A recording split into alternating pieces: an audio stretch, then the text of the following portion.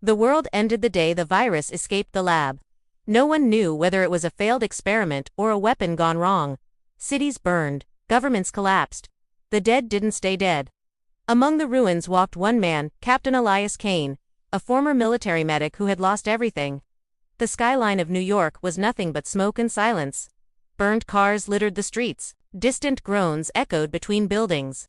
Elias moved carefully, rifle in hand, backpack filled with medical supplies. On his arm was a faded patch from his old unit.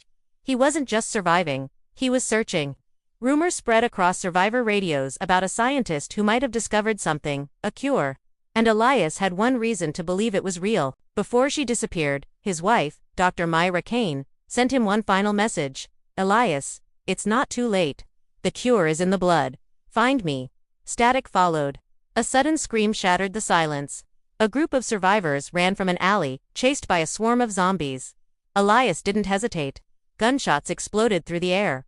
1, 2, 3, headshots. The infected moved fast, faster than before. Their eyes glowed faint red, veins dark like ink beneath rotting skin. This wasn't natural evolution. This was mutation. Elias threw a grenade, grabbing a young boy before the blast cleared the street. You don't have to fight alone, the boy whispered. Elias looked at him, maybe 10 years old. Scared, alone. Neither of them said it, but they both knew. They needed each other. Following coordinates from Myra's last transmission, Elias and the boy Noah reached an underground research facility outside the city. The entrance was crawling with infected. This wasn't random. They were guarding it. Inside the lab, broken glass and bloodstains covered the floors. But in the deepest chamber, lights still flickered. And there she was, Dr. Myra Kane. Alive, but pale, weak. You came, she whispered. She revealed the truth. The virus bonded with human DNA. But some people, like Noah, carried a rare immunity in their blood. Noah wasn't just a survivor. He was the key. The cure could be synthesized, but it would take time. And the noise had attracted something worse. The walls trembled. From the shadows emerged a massive figure, taller, stronger, smarter. The Alpha. It had once been human. Now it commanded the infected like an army. Elias stood between it and his family. This war ends now. Bullets barely slowed it. The Alpha charged. Elias fought hand to hand, stabbing, shooting, refusing to fall. He was wounded, bleeding, but he kept standing.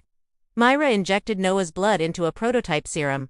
Elias, she screamed. With his last strength, Elias pinned the Alpha long enough for Myra to inject the creature with the serum. The Alpha roared, convulsed, then collapsed. Outside, the screams of the infected began to fade. One by one, they dropped. Weeks later, helicopters crossed the sky again. Humanity wasn't saved yet, but it had hope. Elias survived barely. The cure worked, spreading slowly across survivor camps. As the sun rose over a quiet city, Noah asked, "Is the war over?" Elias looked at the horizon. "No," he said softly. "But now, we're winning."